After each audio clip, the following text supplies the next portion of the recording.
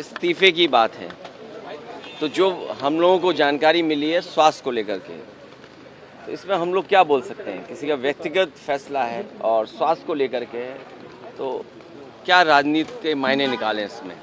लेकिन उससे महत्वपूर्ण ये है कि भारतीय जनता पार्टी किसी को वोट नहीं डालने देना चाहती, और बिहार में जिस तरीके की कार्रवाई चल रही है, इसी तरह उत्तर प्रदेश में जानबूझ करके भारतीय जनता पार्टी ने इलेक्शन कमीशन से मिलकर के और प्रशासन के सहारे बड़े पैमाने पर वोट काटे थे, शो किया था।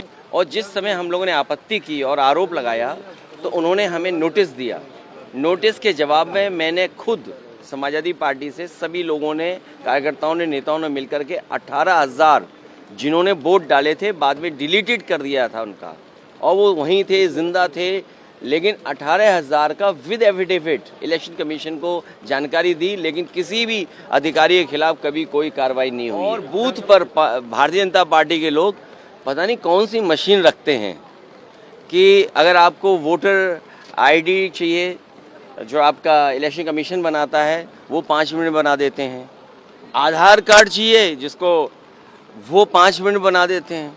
तो ये कौन सी मशीन है भारतीय जनता पार्टी के पास जो बूथ पर तुरंत वोटर आईडी जो इलेक्शन कमीशन देता है वो बना देते हैं और आधार कार्ड बना देते हैं। इस पे विचार सरकार को करना चाहिए, कोई ऐसा कार्ड बने जो बूथ पर नकली ना बना पाए, जनता नकली ना बना पाए, या कोई भी जो बनाना चाहे न नकली बना पाए। दिनकर जी की रेजिग्नेशन को लेके अगर हम बात करें, कल रात को वाइस प्रेसिडेंट ने रिजाइन कर दिया है। जो हम लोगों को जानकारी मिली है स्वास्थ्य को लेकर के है, और इतनी उम्र में स्वास्थ्य को लेकर के तो चिंता करनी चाहिए हम सब लोगों को भी।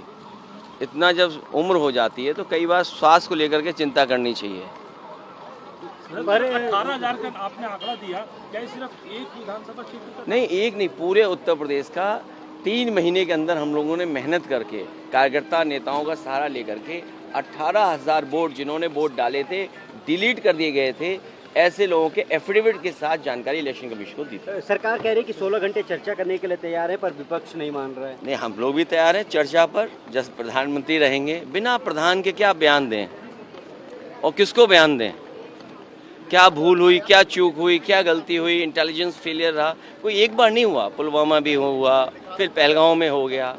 और बीजेपी की सरकार का पुराना इतिहास उठाओगे, यहीं पर गोलियां चल रही थी जहां हम और आप लोग खड़े हैं, जहां नई लोकसभा होनी है इसी तरफ से गोलियां चल रही थी। और कन्नौज की एक जो महिला इसमें थी, फोर्स में, पैरामिलिट्री फोर्स में, उसकी जान भी, वो शहीद भी हुई थी। और किसको बयान दें, क्या भूल हुई, क्या चूक हुई, क्या गलती हुई, इंटेलिजेंस फेलियर रहा, कोई एक बार नहीं हुआ। पुलवामा भी हुआ, फिर पहलगांव में हो गया। और बीजेपी की सरकार का पुराना इतिहास उठाओगे, यहीं पर गोलियां चल रही थी जहां हम और आप लोग खड़े हैं, जहां नई लोकसभा होनी है इसी तरफ से गोलियां चल रही थी। और कन्नौज की एक जो महिला इसमें थी, फोर्स में, पैरामिलिट्री फोर्स में, उसकी जान भी, वो शहीद भी हुई थी।